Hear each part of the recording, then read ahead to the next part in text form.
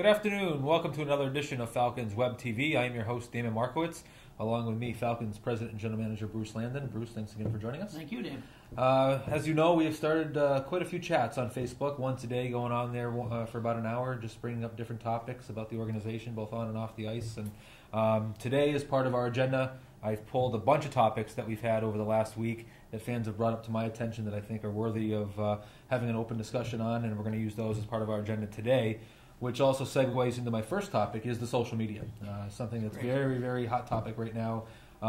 What are your feelings on the social media and where it's going? Well, it's going where we're hoping it's going to go. What you've been doing just in the last couple of weeks is just showing how important it is to people and how much interaction you get with fans, and not even fans, but everybody in general that wants to talk to you through Facebook or Twitter. And I found it myself on my own Facebook account that I'm sort of trying to get accustomed to, and Twitter, that people are responding there as well. So we're getting away from sort of the standard emails that I used to get all the time, still getting a lot of those, but getting into more of the social media. And I think, as you know, I spoke the other night at Westfield State College, and one of the subjects, at Westfield State University, I should say, one of the subjects came up. We started talking about social media, and I'm talking to a senior graduating class, and to hear them talk about social media and how it can be used, it was just mind-boggling for me. So it's certainly something we have to do a better job of, which we've started and continue to improve upon it, which you're doing.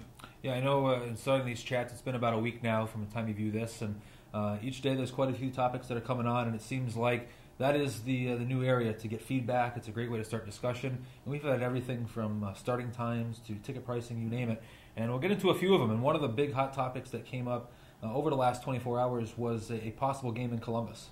That was out on the Facebook chat here today.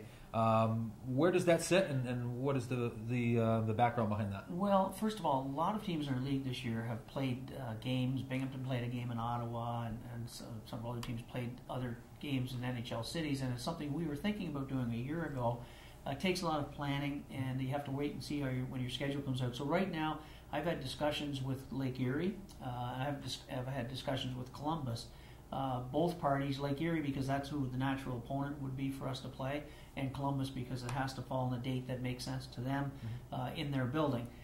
Going forward, though, as we all have already talked about with schedule reduction, we're already taking 40 games down to 38 games, and if we take a game to Columbus now, we're bringing it down to 37 games, and I don't know if that's fair to our fans right now.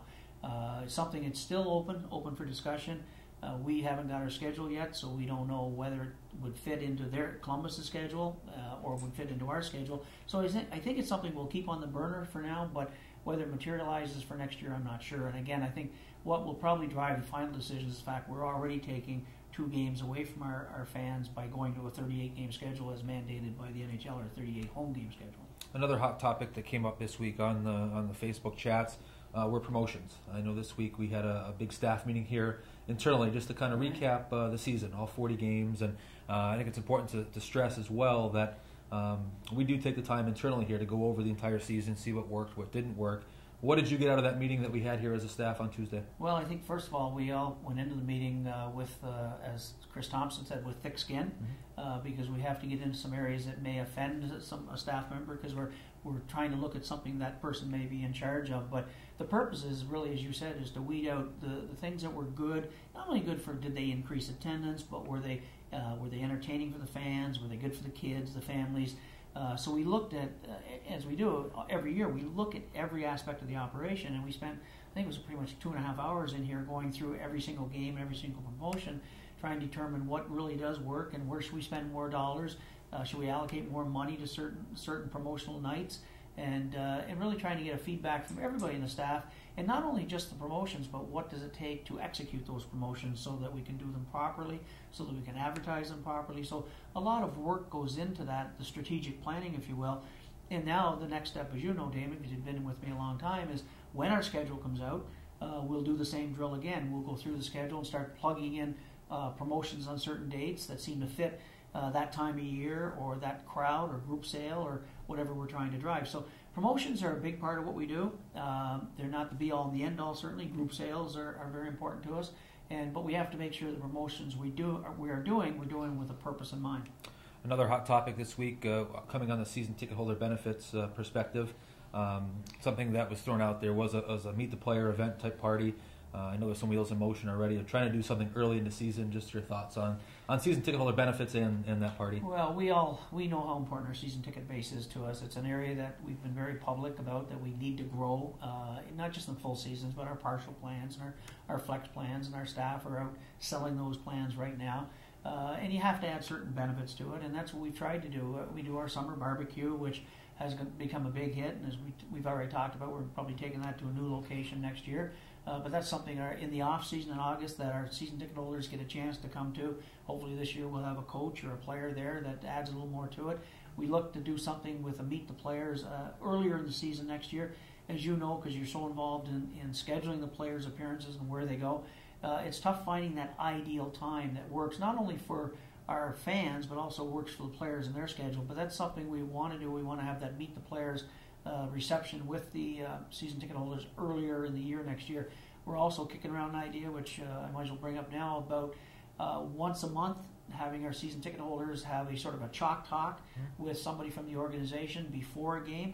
We did this a number of years ago, I think when Marty McSorley was coaching, and we did it every game, which became a little bit too much, and also due to the renovations of the building, we have to pick and choose the nights we can do it and the spot we can do it. But that's something going to be new going forward for season ticket holders as well, that we'll have a chalk talk before the game, maybe 5:30 before the doors open, either in the grill room or in the bar area, an area that's big enough to hold everybody, and have either the coach or assistant coach or myself, or if there's Chris McFarland or Scott is in from Columbus, have them. So that gives them a chance to sort of get the inside scoop, if you will, on things going on the hockey side. And I think the season ticket holders enjoy that. And I think because they're committing their dollars to us, it's up to us to make sure we're giving them enough sort of a return on their investment aside from just what happens on the ice. Absolutely. Getting back to the schedule a little bit, another big topic there on Facebook this week were the fact of the different opponents that we faced during the season. There were some questions about who we're going to face. Do we face Manitoba? Are we going to Chicago? Are we going to Abbotsford? Just a quick version of as far as when do we get to know our opponents and how does that process all take place? Well, the schedule, you never get the perfect schedule, as we all know, from who you play. Some fans would love to see us play every single team in the league. Other fans like to see us play the Hartfords and the provinces. And, so it's tough finding the right mix. The one thing I have to say so people understand is we very well may want to play Chicago, but maybe Chicago doesn't want to play us because it'll mean they have to take 2 games out of their schedule against somebody else that they may prefer to play. So it's finding that mix. We like to go to conference. We went down to Charlotte this year. An expensive trip, but we did it. We always seem to go to Norfolk every year. So when this process will take place it starts at the meeting's coming up in Chicago in early May. We start talking about divisional alignments and the schedule format as far as who you play. And 2 years ago, was it 2 years ago when Abbotsford came into the league, I had volunteered that we'd go to Abbotsford, but Providence ended up getting selected to go to Abbotsford. So we'll look at who wants to come to Springfield. I'd like to see us play Rochester again, to be honest with you, or maybe Toronto. Do I want to go to Houston and San Antonio and Oklahoma City? I have to be honest, it's cost prohibitive for us to do that. We have to look at where do we draw our best fans. Our best games, as you know, are against Hartford, so we can't start giving up games against Hartford.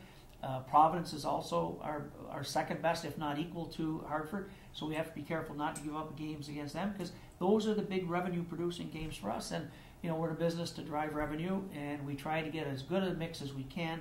You're going to have a bit of an unbalanced schedule, certainly. And I think that's going to continue. And whether all fans won't buy into it, but it's the way it's going to be, and we will try and pick and choose some opponents that might be a little bit different than what they've seen this past year.